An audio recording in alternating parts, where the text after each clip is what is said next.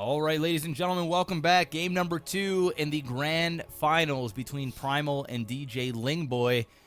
It was all about that third base positioning there. Definitely would have been a whole different game. That did him in. If he took his normal third, yeah, we would have seen a little bit more of a game for different situation would have gone down for sure. Mr. MaximusBlack, yeah, hit me up with the sound of buying your body weight in $32 Canadian whiskey. Holy shit! Just it's a lot of whisk. You didn't even hit the button. Oh shit! It's a lot of whisk. I'm gonna go and I'm gonna see. It's probably sold out everywhere. Oh yeah, guaranteed. Like, it's already done. Like, everybody's probably gone and bought like every bottle. There's gonna be collectors literally buying bottles to sit on them and not move. But I'm gonna try anyway. Up here in the top left-hand corner of Runes of Sras, we have DJ Lingboy. And in the bottom right, we have the green Protoss. Primal. Yeah, another PvZ. Last game, obviously, a really fucky third. We don't have to worry about that in this game. They're on the other side of the maps from each other. This is a big map. It's a good map. It's a map I enjoy to play. And I'm not a huge, big 4-player map person. Because I can't cheese as well on 4-player maps because I got to look for their base. You're not a big 4-player, huh? Never was. Straight to the goods. I like the 3 players. Ah. You know what I'm okay. All right. The old shocker. Giving them the old what good. That's what's up. The what for. Oh yeah. So what can we discuss, man? Not a lot's gonna happen here. It's just, it's a regular Protoss opening. Actually, looks like he got his Nexus. Did he get his... No. Yeah, I think he got his Nexus before he got gas, which is kind of weird. Usually I put down the pylon at 13, and I immediately get my gas. Then I get my gate, another pylon. Then I go ahead and get my Nexus. When is the first, like, real major global Starcraft tournament for this game? I don't know, actually. Will it be before the New Year, or is it going to be New Year? I would imagine it's probably going to start in January, just because of holiday and everything else. Right, exactly. There's a bunch of smaller stuff, for sure, but like WCS or something. Like the big stuff will be next year, Yeah, right? because the season just ended, right? Yeah. At BlizzCon, so I'd imagine it's going to be 2016 for the new one. When it happens. That's when I'm interested to see, because... at this point, new game and everything, a lot of the competitive players, the pros, are sitting down. They're not streaming, coming up with their builds. No. They're sitting back, they're scheming. They're coming up with some crazy, nonsensical stuff that nobody's thought of doing yet, that they'll pull out in competitive play. Yep, and then there'll be balance patches. And then it's going to be balance patches upon balance patches. Yeah. So I think I'm looking forward to that, just watching the really crazy stuff before everybody starts using the exact same builds. Yeah, I also look forward to it as well, because I've been streaming this now since it opened, since the game got released, and I still am not using proper builds. I'm still doing things on the fly, doing my own sort of things, tweaking my own type of builds. So it'll be nice when we can start to see pro-level players put up some real good builds that we can start to use in our own ladders and switch things up accordingly. And it's always fun. It's like the Wild Wild West. Whenever a new StarCraft game comes out, yeah, it's all about, it's a really exciting time because you don't know what you're going to see, and then you're also seeing the new stuff used to its fullest ability, which is always fun to see as well.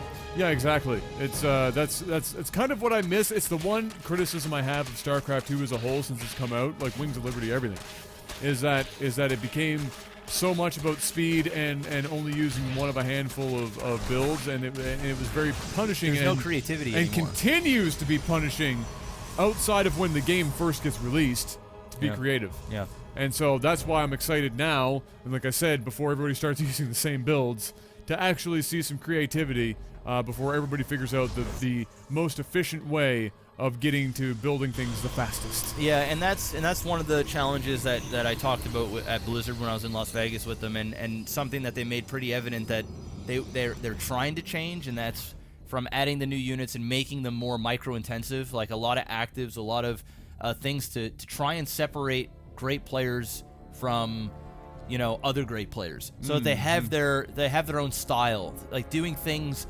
mechanically that not anybody else can do. Yeah. And that's one of the problems that HOTS and Wings of Liberty fell victim to, especially Wings of Liberty, where there wasn't anything creativity. There wasn't like it's different in real sports, because in real sports you've got the personality and then you've got the play style of players.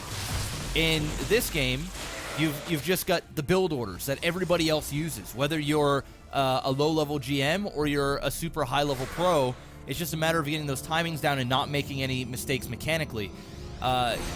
In a game like League of Legends, I hate to bring it up, but you can use heroes and situations and the map and your teammates and stuff in a way that you can have your own style and you can stand out from everybody else that uses that. And you can still win and with you your can own still style. win with your own style. You're Which- not punished No. for being creative. Which, you know, it's not impossible, but very few pros in StarCraft 2 today can actually, this is cute, Yeah. can actually use their own unique style That nobody else can mimic.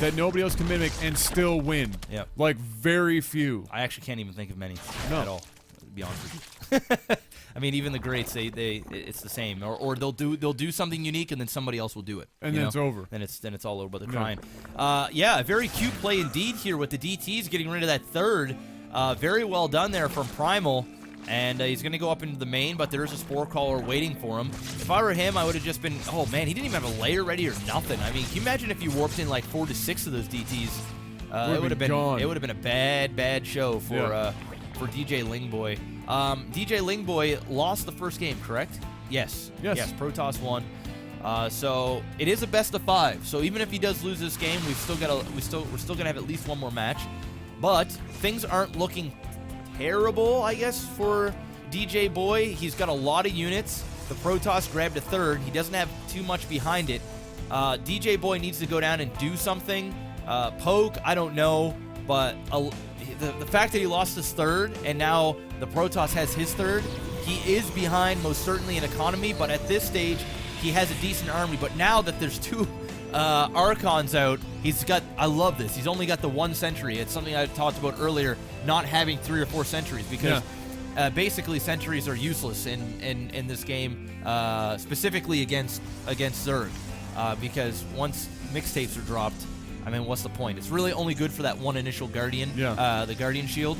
But we'll see. I even thought that they could add something to the sentry where instead of just being a Guardian Shield, that it could actually heal your units as well for a short period of time. But, I mean, I guess that could be OP as well. But there's not a whole lot in PvZ that you use besides if you're doing a drop and you want to force field off a ramp. Yeah, you might want to go back to the middle of the map there, because we're going to have some back and forth. Protoss is going to actually turn around. Yep.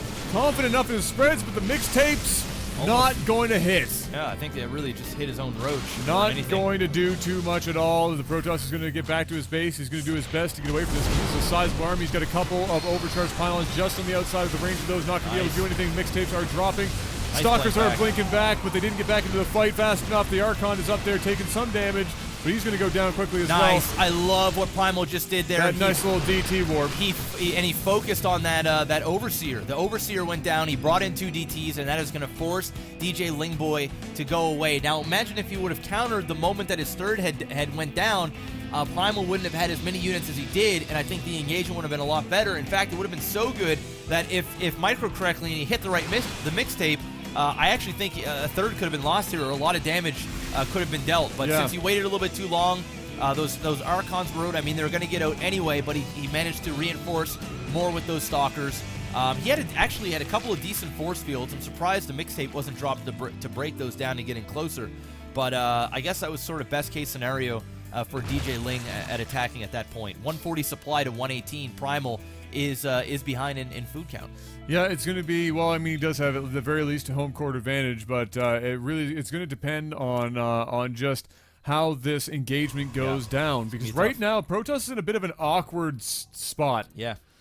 This is still going to be basically an open spot. They're not going to really take those cannons or pylons into play. Like, where's the disruptor? So he has to go back. There's no disruptor on the field. I don't even know if he's got to the point in which he can get a robo yet. I don't think he's done it. And so at this point, Interesting choice now. There's a big spread. Mixtapes all over the Stalkers. This is not a good fight, though, for our Zerg. He had overcharges up here, over there. A nice spread there in a weird position for Primal. And just like what you were saying, it was like a really fucky position for him, but it also, from him going up to this ramp, it turned into like a perfect position for him. Well, what happened? He kind of gave him the position. Well, yeah, he gave away the position, because what happened was you got Primal there who was in that really awkward corner spot below his 2 pylons on that ramp. He had some units on the ramp, whatever. I was expecting him to awkwardly kind of engage there and try to get his 2 pylons and cannon involved in that engagement, which it didn't really happen that way, because the Zerg came down and decided that in order to get his concave when the Protoss backed up, he would work his way up the ramp. He worked his way so far up the ramp that, like you saw, there's the overcharged pylon there, and the one on the low ground was finally able to get involved, and he counterfucked himself. So he gave the Protoss an advantage where the Protoss was at a disadvantage, and lost him that in total engagement, and at the end there, the game. Yeah, I don't think he had much of a choice but to attack there, because he was sitting on 3 base for so long, and so was the Protoss, but that engagement was definitely not one for the record books.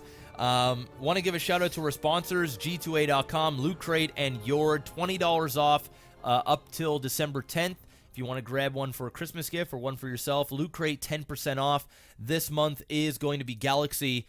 We have Halo 5, Star Wars The Force Awakens, and Galaxy Quest, 10% off.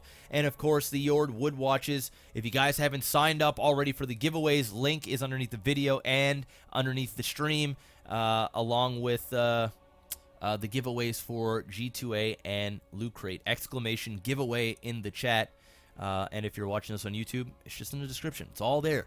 That's going to be that. We're going to jump into game number 3. This could be the first tournament ever where it's just been a clean sweep every single time. It would be.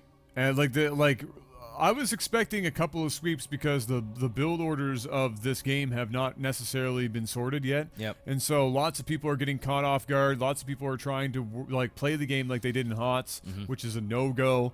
And so I expected some. I didn't expect the whole thing to this point to be like that. So hopefully we see a bit of a show from DJ here in the game to come.